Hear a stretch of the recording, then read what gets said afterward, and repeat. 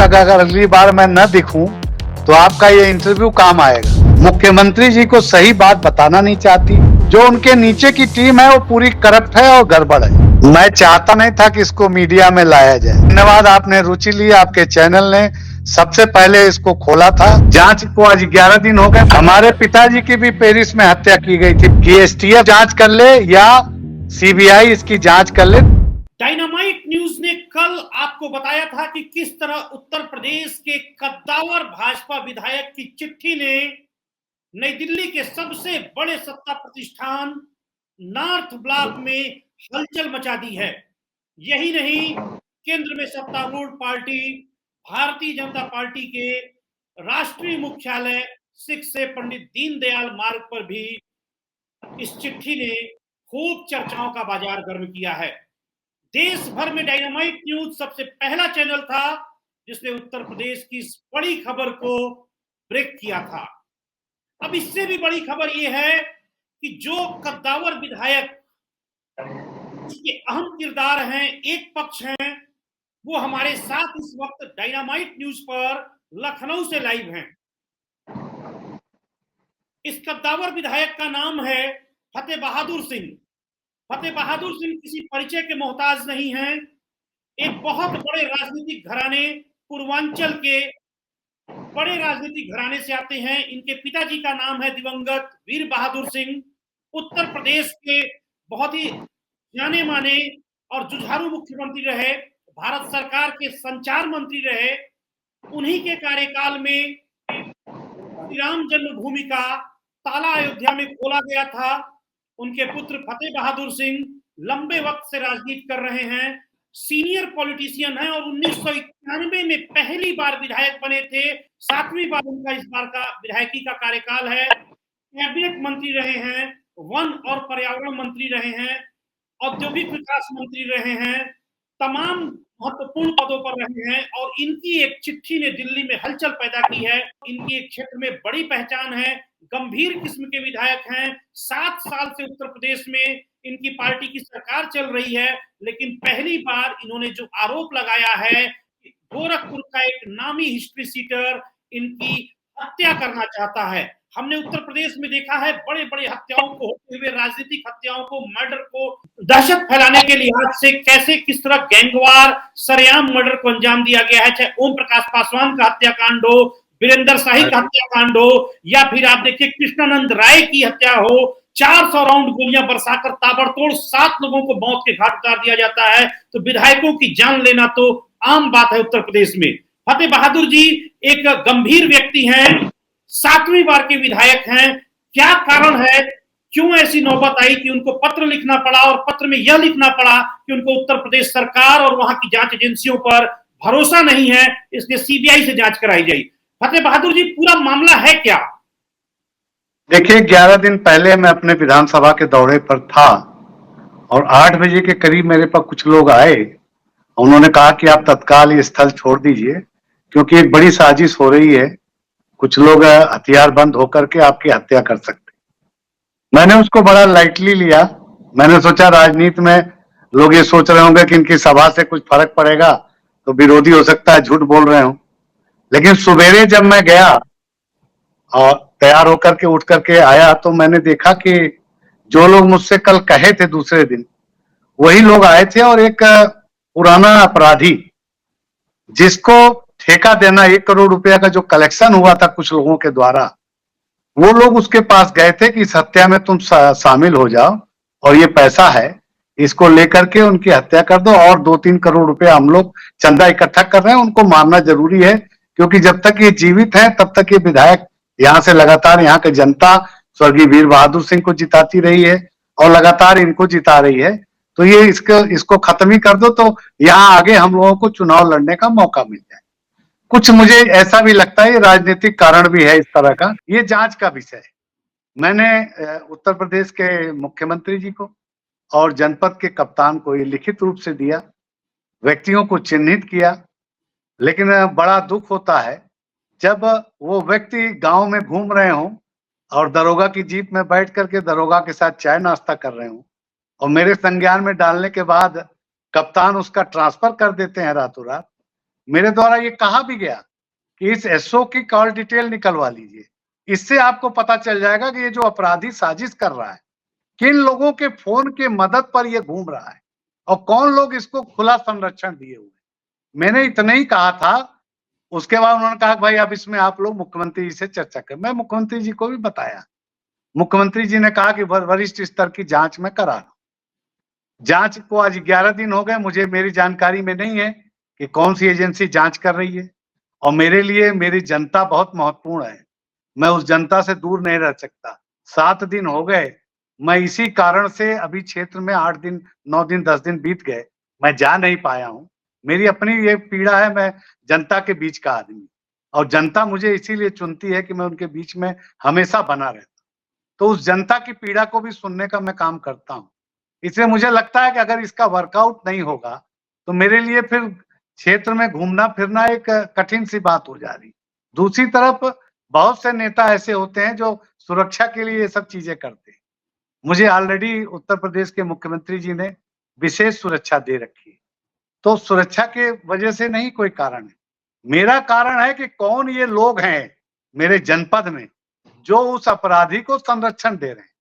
उस अपराधी की गिरफ्तारी हो और जो भी उसके ऊपर अपराध पंजीकृत हो सुसंगित धाराओं में कार्रवाई होकर के अपराधी जेल में रहे, जो कि हमारे यशस्वी मुख्यमंत्री भी कहते हैं कि अपराधी जो है जिले में नहीं रहेगा, या तो नेपाल बॉर्डर छोड़ देगा या हमारा प्रदेश छोड़ देगा।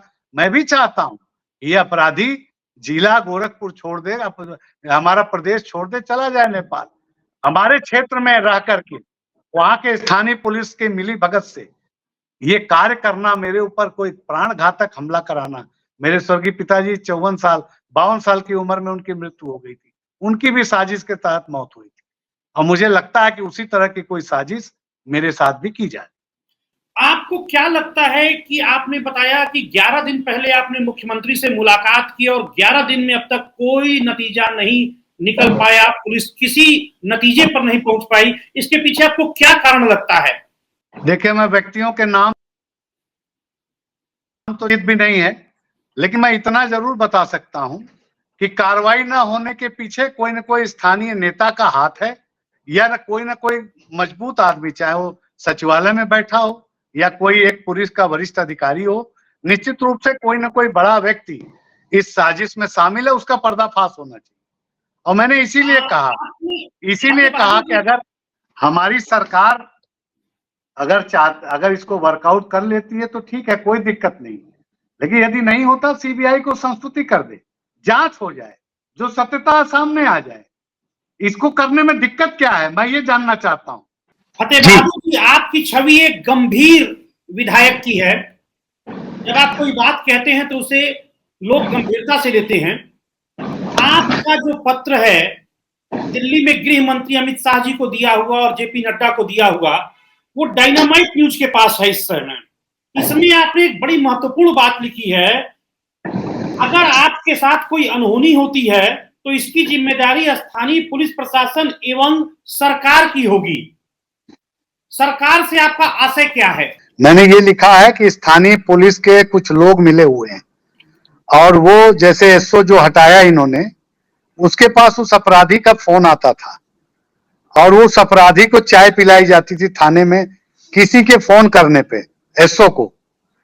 और जो एसएसपी हमारे बहुत ईमानदार अच्छे अधिकारी हैं, लेकिन उनके नीचे जो एसपी लोग हैं वो भी इस कृत्य में उसके भाई के साथ फोटो में देखे गए हैं, खाना खाते हुए अपराधी के देखे गए हैं।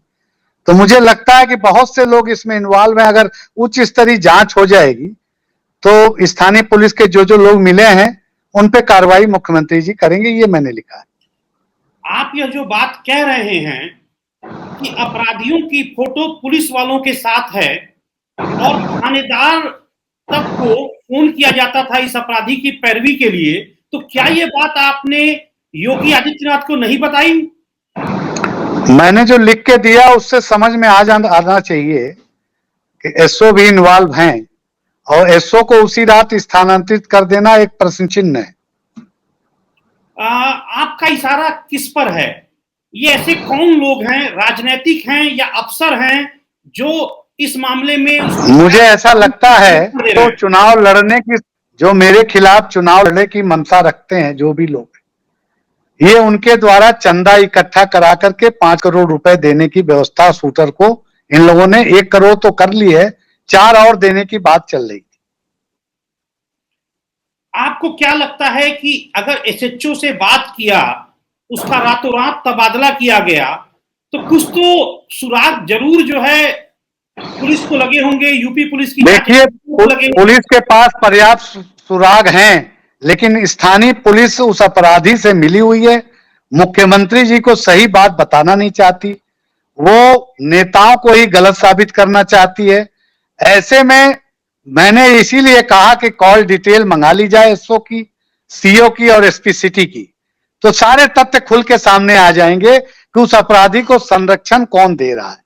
बहुत बड़ी बात आप फतेह बहादुर जी कह रहे हैं। आप गोरखपुर से मुख्यमंत्री के गृह जनपद के विधायक हैं, लगातार 7वीं बार के हैं। कोशिश की जा रही है आपकी हत्या की, जैसा आप आरोप लगा रहे हैं। हमने उत्तर प्रदेश में देखा है तमाम बड़ी हत्याओं को होते हुए, चाहे वो विधायक ओम प्रकाश पासवान रहे हों, फिर विधायक कृष्णानंद राय रहे हों, या फिर आपके विधायक, हमारे पिताजी की भी पेरिस में हत्या की गई थी 52 साल की उम्र। 52 साल की उम्र में? जी। आपने हत्या कहा? मैं हत्या कहा, और मैंने उस समय के तत्कालीन प्रधानमंत्री से भी ये आग्रह किया था कि इसकी एफबीआई जांच करा लें, लेकिन उन्होंने नहीं किया। तो आप कहना क्या चाहते हैं कि क्यों उत्तर प्रदेश की जांच एजेंसियां सही दिशा में जांच नहीं कर रही हैं? क्या आपको लगता है? इसलिए कि स्थानीय पुलिस इतनी इन्वॉल्व है अपराधी के साथ कि वो अपनी कमी को ऊपर माननीय मुख्यमंत्री जी तक आने ही नहीं, और अगर वो जांच करें, लीपापोती करेंगे, इसलिए मैंने कहा कि एसटीएफ जांच कर ले या सीबीआई इसकी जांच कर ले, ताकि दूध का दूध पानी का पानी हो जाए। आपके कहने का मतलब कि मुख्यमंत्री के गृह जनपद में जो पुलिस के अफसर हैं, आला अफसर हैं, वो सही फीडबैक नहीं दे रहे? मैंने आपसे कहा मेरा एसएसपी बहुत ही ईमानदार और नौजवान एसएसपी है, मुझे उनके कार्यशैली पर कोई वो नहीं है। जो उनके नीचे की टीम है वो पूरी करप्ट है और गड़बड़ है। आपने एक बात और कही कि एसएचओ पीपी का रातों रात तबादला कर दिया गया, क्या कारण है? जी हाँ, कारण सिर्फ यही है कि उसके पास सारी काले थी। मेरे पास थाने की फोटोएं हैं जिसमें वो अपराधी थाने पर बैठता था, जाता था, और चौराहों पर ये लोग मिलते थे। क्योंकि मैं जनता का आदमी हूं, जनता मुझे सूचना देती है, मुझे पुलिस और जो सरकारी तंत्र से ही जानकारी नहीं होती है, मेरे पास और भी तंत्र हैं। बहुत गंभीर आरोप आप लगा रहे हैं। मैं फिर कह रहा हूं कि आप मुख्यमंत्री के गृह जनपद के हैं, आप भारतीय जनता पार्टी के विधायक हैं, आप आरोप लगा रहे हैं उस पर सही जांच नहीं हो रही, मुख्यमंत्री को आप बता रहे हैं कि अधिकारी सही फीडबैक नहीं दे रहे, तो फिर प्रदेश के अन्य जिलों का क्या हाल होगा फतेह बहादुर जी? मैं इसलिए आपके इंटरव्यू में कह रहा हूं कि अगर अगली बार मैं न दिखूं तो आपका ये इंटरव्यू काम आएगा। नहीं, ईश्वर आपको दीर्घायु करें, लंबी उम्र हो आपकी, हम यह कामना करते हैं। और निश्चित तौर पे मुझे लगता है कि आप, क्योंकि मैं ऑलरेडी बना तंत्र कभी गलत नहीं हो सकता। मुख्यमंत्री जी को अब राज्य सरकार की तरफ से कोई आदेश करना चाहिए, जो मैंने निवेदन किया था, और उसमें यहां से जांच कराएं, जिला पुलिस को इन्वॉल्व न करें, जांच हो पाएगी। अन्यथा सीबीआई को लिख दें, सीबीआई जांच कर ले। आखिरी सवाल आपसे मैं पूछ रहा हूं, आपको क्या लगता है कि उस अपराधी को क्यों संरक्षण दिया जा रहा है?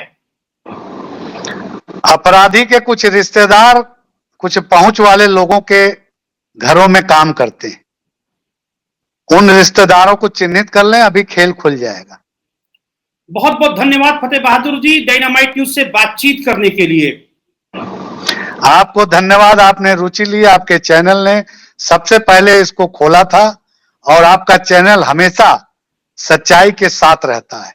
आपने जितने भी आज तक खबरें दिखाई, मैं चूंकि आपका देखता रहता हूं, और मैंने देखा उन खबरों में दम होता है। आपकी ये खबर रंग लाएगी और सच्चाई सामने आएगी, केंद्रीय जांच एजेंसी करे या मुख्यमंत्री जी करेंगे। मुझे पूरा विश्वास है अपने मुख्यमंत्री पर, अपने केंद्रीय मंत्री पर, कि वो इस पर एक्शन लेंगे। बिल्कुल, डायनामाइट न्यूज जनता की आवाज है और सबसे पहले हम लोगों ने इस मुद्दे को उठाया, आपने जैसा बताया, और डायनामाइट न्यूज की टीम इस मामले की तह तक जाएगी और यह पता लगाने की कोशिश करेगी कि वाकई इन अपराधियों का मोटिव क्या है और कैसे इनको संरक्षण दिया जा रहा है ताकि आप पूरी तरह से सुरक्षित रहें। एक चीज और कहना चाह रहा, जी बिल्कुल बताएं। मैं चाहता नहीं था कि इसको मीडिया में लाया जाए, लेकिन जब मुझे पता चल गया कि मारने के लिए पैसा इकट्ठा किया गया, जिस अपराधी को लाया गया वो भी हमसे कबूल गया, तो मैंने इसकी गंभीरता पर ध्यान दिया। वरना मेरा कोई दुश्मन कहीं नहीं है, मैंने हमेशा दोस्त बनाए हैं। और राजनीति में आदमी पेड़ को भी हाथ जोड़ता है। गांव में जाते हैं तो हम लोग चारों ओर हाथ जोड़ते हैं कि कहीं ना कहीं प्रणाम मिल ही जाएगा, जनता को आशीर्वाद मिल जाएगा। हम लोग किसी को दुश्मन नहीं बनाते जी और मेरा कोई जी, दुश्मन नहीं। मैंने भी आपके बारे में लोगों से पता किया, जैसा मैंने इस इंटरव्यू के शुरुआत में ही कहा कि आप एक गंभीर किस्म के विधायक हैं, कभी ऐसे हल्के आरोप नहीं लगाए हैं पूर्व में, और पहली बार आपने 7 साल की सरकार में गंभीर आरोप लगाया है और आपने बाकायदे अपने पत्र में जिक्र किया है कि कैसे आपकी हत्या के लिए 1 करोड़ रुपए का चंदा इकट्ठा कर लिया गया और 5 करोड़ रुपए में आपकी हत्या की सुपारी देने की कोशिश की गई है। और हमने देखा है कि उत्तर प्रदेश में किस तरह विधायकों को खुले आम गोलियों से अपराधियों ने समय समय पर भुना है। ऐसे में आपकी चिंता बिल्कुल जायज है, आपके परिवार की चिंता जायज है और डायनामाइट न्यूज पूरी कोशिश करेगा कि इस मामले में दूध का दूध और सच का सच सबके सामने आए। बहुत बहुत धन्यवाद। बहुत बहुत धन्यवाद आपके चैनल को भी, और आपको इस बात का धन्यवाद कि आपने इसका संज्ञान लिया। मैं तो चाहता नहीं था, आप चिट्ठी कहीं पा गए, आपने उसको फ्लैश कर दिया, नहीं को किसी को पता भी नहीं चलता कि मुझे कोई शिकायत कहीं से है। तो आपके चैनल को धन्यवाद। तो देखा आपने कि किस तरह फतेह बहादुर सिंह ने बताया कि उन्होंने योगी से मुलाकात की थी और मुलाकात के कई दिन बीत जाने के बाद भी अब तक यूपी की जांच एजेंसियां कोई ठोस नतीजे पर नहीं पहुंच पाई हैं। मैंने कल भी आपको बताया था कि उत्तर प्रदेश के लखनऊ के सत्ता प्रतिष्ठान में बैठे कुछ चर्चित चेहरे न सिर्फ कुख्यात हिस्ट्री सीटर को फतेह बहादुर सिंह के मुताबिक बचाने का काम कर रहे हैं, थानेदार से उसकी पैरवी करते हैं, थानेदार का रातों रात तबादला कर दिया जाता है और उसके बाद अब इतने दिन बीत जाने के बावजूद भी इस मामले में पुलिस के हाथ पूरी तरह से खाली हैं और फतेह बहादुर सिंह ने केंद्रीय नेतृत्व के पास, जेपी नड्डा और देश के गृह मंत्री अमित शाह के पास गुहार लगाई है कि उन्हें उत्तर प्रदेश की जांच एजेंसियों पे भरोसा नहीं है, लिहाजा इस सारे मामले की जांच केंद्रीय जांच एजेंसी सीबीआई को सौंपी जाए। फिलहाल इस लेटर बम ने उत्तर प्रदेश में हड़कंप तो मचाया ही है, साथ ही साथ जो दिल्ली में और लखनऊ में इस समय राजनीतिक तापमान यूपी को लेकर उफान पर चल रहा है, इसमें आग में घी डालने का काम किया है। देखना होगा कि उत्तर प्रदेश की जांच एजेंसियां क्या करती हैं, केंद्रीय जांच एजेंसियां क्या करती हैं, क्या निर्णय केंद्रीय नेतृत्व लेता है और ये मामला कहां पर जाकर शांत होता है। डायनामाइट न्यूज से जुड़ने के लिए बहुत बहुत धन्यवाद।